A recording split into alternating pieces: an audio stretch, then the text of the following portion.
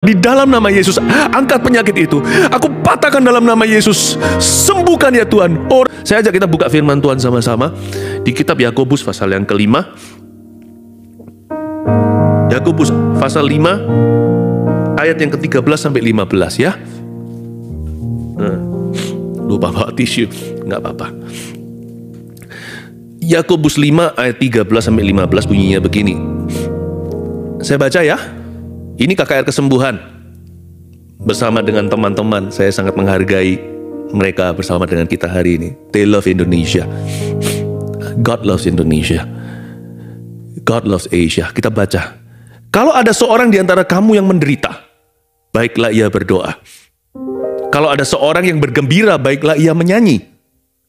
Kalau ada seorang di antara kamu yang sakit, baiklah ia memanggil para penatua jemaat, supaya mereka mendoakan dia, serta mengolesnya dengan minyak dalam nama Tuhan. Dan doa yang lahir dari iman akan menyelamatkan orang sakit itu, dan Tuhan akan membangunkan dia. Dan jika ia telah berbuat dosa, maka dosanya itu akan diampuni. Sebuah pesan kesembuhan ilahi dari firman Tuhan di Yakobus pasal 5 yang kita baca tadi. Dimulai dengan ayat 13 dan 14, saya baca sekali lagi. Kalau ada seorang di antara kamu yang menderita, garis bawahi kata kalau ada seorang. Kalau nih ada seorang aja, Tuhan pasti akan turun ke dunia dan mati untuk dia. Tuhan gak perlu mati 2 kali, karena kematiannya sekali untuk selama-lamanya. Dia mati dan pengorbanannya cukup untuk menebus dosamu, dosaku, dan menyembuhkan penyakit apa saja. Tapi yang membuat saya tertarik dengan kalimat ini adalah kata, kalau ada seorang. Kalau ada seorang di sini, diulangi lagi di ayat 14.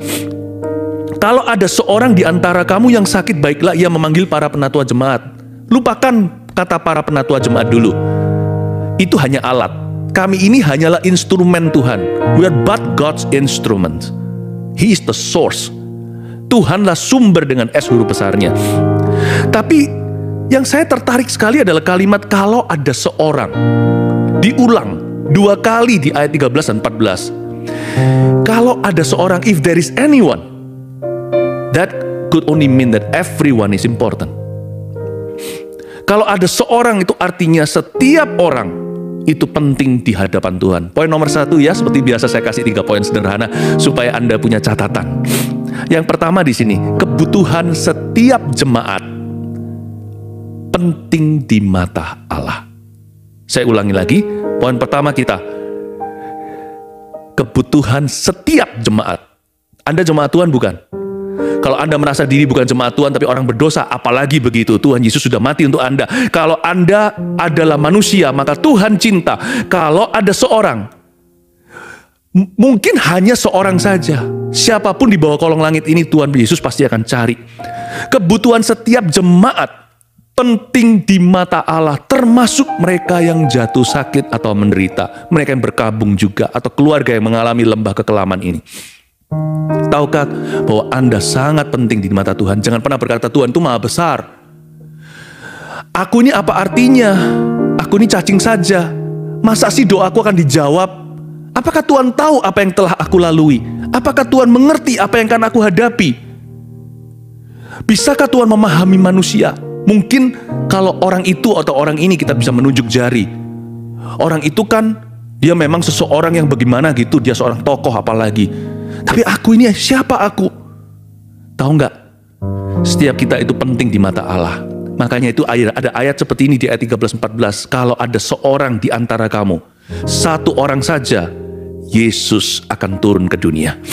Kristus sangat mengasihimu, dan kebutuhan setiap Anda tidak akan luput dari mata Allah. Kebutuhan setiap jemaat sangat penting bagi Tuhan. Juga mereka yang sakit dan menderita. Tapi kan Tuhan itu peduli hanya perkara rohani. Masa perkara jasmani Tuhan juga peduli kan? Jangan lupa loh. Tuhan Yesus mati di atas kayu salib itu mati jasmani juga. Tubuh atau badannya diserahkan. Bukan hanya Tuhan mengampuni dosa, tapi dia juga memikul sakit penyakit kita. Dia juga mengerti segala sesuatu jasmani yang kita lalui hari ini. Ayat 15, ayat 14 saya baca sekali lagi. Kalau ada seorang di antara kamu yang sakit, baiklah ia memanggil para penatua jemaat. para penatua jemaat supaya mereka mendoakan dia serta mengolesnya dengan minyak dalam nama Tuhan. Kata memanggil para penatua jemaat adalah poin saya berikutnya, bahwa gembala memegang kunci kesembuhan ilahi di dalam gerejanya. Saya berbicara kepada para penatua, pemimpin ministry, atau gembala sidang. Mari doakan jemaatmu. Saya juga akan doakan jemaat kami, bahwa kita ini memegang kunci seperti Petrus diberikan kunci kerajaan sorga. Bukan berarti keselamatan tergantung kita, tidak. Setiap orang punya hubungan pribadi dengan Allah. Setiap orang punya hubungan pribadi dengan Tuhan. Tetapi kalau kita menghalangi kesembuhan, kita berbicara melawannya, kita skeptis, kita pesimis, lalu kita mengkritik kiri dan kanan, itu percuma. Lebih baik kita layani jemaat kita yang sedang sakit, mereka yang sedang menderita, keluarga yang sedang berkabung dan kehilangan, atau mereka yang sedang susah hati dan khawatir akan masa depannya. Kita minta Tuhan untuk memakai kita dan mengurapi. Tahu nggak bahwa gembala memegang kunci kesembuhan ilahi? Jangan sampai rampas atau rampok kesembuhan ilahi daripada jemaatmu. Dan saya bicara ini berarti juga kami ini punya responsibility, punya tanggung jawab untuk mendoakan Anda. Jadi kami mengemban sebuah tugas, diembankan dari sorga untuk mendoakan setiap orang yang sakit dan menderita. Tahukah bahwa saat teduh sekarang ini adalah kehendak Tuhan? Ini termasuk mengoleskan minyak dan berdoa di dalam namanya. Hanya karena kita terpisah secara fisik, saya nggak bisa ke situ untuk oleskan minyak kepadamu. Jangan beriman pada minyak itu, beriman pada sumbernya. Metodenya bisa berubah, new normal katanya. Sekarang lewat online begini, kita nggak ada jarak dalam hadirat Allah. Kalau Anda percaya, saya percaya, jadi sudah. 2-3 orang berkumpul dalam nama Yesus lewat kamera, lewat apapun juga, pokoknya kita kumpul, kita sama-sama sepakat, sesuatu akan terjadi dari pihak Tuhan. Jadi sekarang yang saya lakukan, yang kami lakukan ini, mendoakan Anda, ini adalah perintah Tuhan. Kalau ada seorang di antara kamu yang sakit, ayat 14, baiklah ia memanggil para penatua jemaat, dan supaya mereka mendoakan dia serta mengolesnya dengan minyak dalam nama Tuhan Yesus. Jadi poin kedua dicatat ya. Doa sekarang ini, kami mendoakan Anda, ini kehendak Tuhan, dan kalau ini kehendak Tuhan, ada urapan. Ayat 15 yang terakhir, dan doa yang lahir dari iman akan menyelamatkan orang sakit itu, dan Tuhan akan membangunkan dia. Bahkan jika ia telah berbuat dosa, dosanya pun akan diampuni, sebab tidak ada yang namanya murni pelayanan kesembuhan ilahi. Ujung-ujungnya selalu pengampunan dosa, pangkal-pangkalnya selalu pengampunan dosa, selalu bicara tentang pemulihan hubungan dengan Allah. Dan kalau Anda fine-fine saja hubungan dengan Tuhan, pelayanan kesembuhan ilahi akan membawa Anda semakin dekat kepada Tuhan. Tapi ayat 15 kuncinya di sini, dan doa yang lahir dari iman. Coba katakan, doa yang lahir dari iman. Sekali lagi, doa yang lahir dari iman. Poin ketiga, iman kesembuhan harus diaktifkan secara sengaja. Saya ulangi, iman kesembuhan harus diaktifkan secara sengaja. He must send his word, then heal your disease. Jadi harus ada firman yang diberitakan, tidak akan kembali sia-sia. Ketika firman itu dibagikan, sesuatu akan terjadi. Tidak boleh kosongan atau hampa. Bukankah pada waktu bumi belum berwujud, Roh Kudus sudah melayang-layang di atas, tetapi belum terjadi sesuatu, hingga firman itu berbunyi, jadilah terang, baru terang itu jadi. Jadi firman harus dibagikan. Itu yang saya lakukan sekarang. Percaya nggak? Sebentar lagi, sesuatu akan terjadi. Ketika ada suara jadilah, jadilah, akan terjadi sesuatu. Siap-siap untuk kitab kejadian di hidupmu, kejadian kesembuhan ilahi, keselamatan seluruh keluarga Anda. Oh haleluya. Iman kesembuhan ilahi harus diaktifkan secara sengaja. Makanya disebut doa yang lahir dari iman, bukan kebetulan. Sekali lagi seperti saya katakan di awal-awal tadi, mau sakit tidak perlu kita berdoa. Diam aja sampai tua, engsel-engsel kita, spare partnya pasti bermasalah. Mau sakit, gampang. Gaya hidup sembarangan, makan seenaknya, apalagi yang gak sehat, pasti jatuh sakit.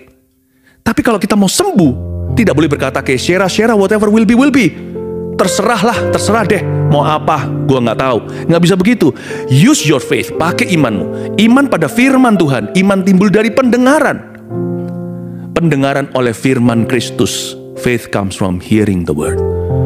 Iman harus disengaja. Iman itu juga berarti minta, cari, ketok. Ketok jangan sekali, ketok itu knock, knock, knock. Iman itu menggunakan, exercise your faith, atau gunakan. Iman itu senjata. Kita nggak beriman pada iman, kita beriman pada firman, kita beriman pada Tuhan, tapi iman tetap harus digunakan. Doa yang lahir dari iman, bukan doa yang asal-asalan. Ya udahlah, kalau Tuhan kasih ya udah, kalau enggak apa-apa. Terserah Tuhan, terserah mau apa. Ya iya, kita nggak bisa menuntut yang maha kuasa. Saya mengerti. Ada orang tertentu yang nggak disembuhkan.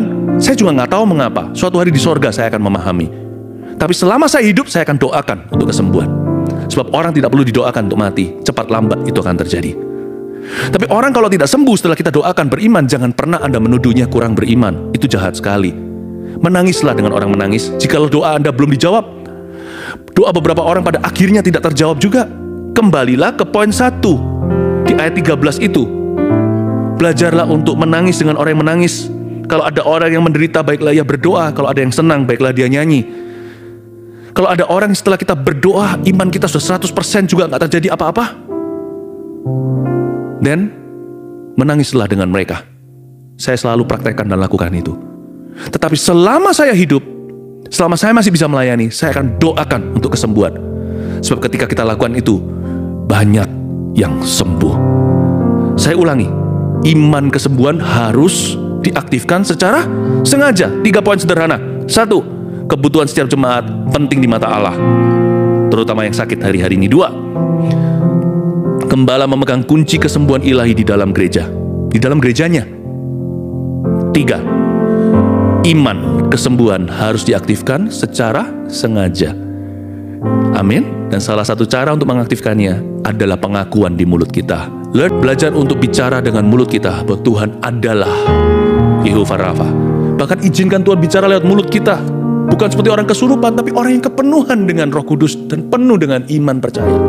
Katakan bahwa akulah Tuhan yang menyembuhkanmu. Biar Tuhan bicara lewat mulutmu ke dalam hidupmu. Sesuatu pasti akan terjadi. Haleluya. Dengan pedang Roh, saya percaya Tuhan akan memotong setiap ranting yang Dia tidak tanam, setiap akar termasuk sakit penyakit yang Tuhan tidak taruh di situ. Bapa akan mencabutnya di dalam nama Putra kesayangannya, Juru Selamat kita, Tuhan Yesus Kristus. Oh, aku dapat merasakan, saya bisa merasakan kuasa Tuhan saat ini mengalir di tempat ini. Letakkan tanganmu di bagian area yang sakit. Dan kalau Anda adalah keluarganya, dan jikalau memungkinkan, tumpang tangan di bagian yang menderita. Kekasihmu itu yang sedang sakit, yang sedang dirudung, susah. Letakkan tanganmu di sana. Saya pinjam tangan ya, seperti mengolesi dengan minyak dan berdoa dengan iman. Anda bisa tumpang tangan pada diri sendiri juga bisa. Sekarang waktunya kita connect iman dan memohon kepada Tuhan. Mari. Dan jikalau Anda tidak bisa menumpangkan tangan, Anda bisa ulur tangan ke depan saja, ke gadget Anda. Sesuatu akan terjadi. Tidak seperti biasanya saya pegang tablet. Tapi sekarang mari kita just join hands. Kita bergandeng tangan sama-sama di dalam nama Yesus. Angkat penyakit itu. Aku patahkan dalam nama Yesus. Sembuhkan ya Tuhan. Orabaya syana nama haleluya. Alirkan kuasamu Tuhan. Jamah Tuhan Yesus. Engkau berfirman dan sembuhkan. Aku tengking Tuhan menghardik sakit penyakit itu, termasuk COVID atau Corona, di dalam nama Tuhan Yesus Kristus. Kanker kering sampai ke akarnya. Setiap tumor pergi di dalam nama Yesus Kristus. Buta Tuhan celikan, berikan penglihatan, jadilah terang. Yang tuli, bahkan yang dari lahir juga, terbukalah. Efatah, be open, termasuk saat ini ya Tuhan, segala mujizat yang Kau lakukan ya Tuhan. Bahkan yang dari lahir dari sana, dari sejak kecil ya Tuhan, tiada yang mustahil. Terimalah jamahan Tuhan di dalam nama Yesus. Saya melihat seperti ada televisi berjalan cepat sekali, seperti film zaman dulu di depan saya. Saya bahkan nggak sempat untuk bisa tangkap salah satu, mengintip di situ dan sebut penyakit apa saja yang disembuhkan Tuhan. Saya tahu sekarang banyak kesembuhan. Saya minta nanti Anda menulisnya di kolom komentar. Live chat juga sudah buka dari tadi. Terus masukkan permohonan doa. Sambil kita berdoa sama-sama, Tuhan dengar dan baca. Dan setiap kesaksian-kesaksian yang Anda punya, jikalau Anda disembuhkan dari sebuah penyakit tertentu, termasuk corona, tidak ada yang mustahil bagi Tuhan. Sampaikan kesaksian atau testimoni Anda, supaya menguatkan orang lain, dan supaya kami tahu apa yang Tuhan kerjakan hari ini di KKR Kesembuhan Saat Teduh Bersama. Hal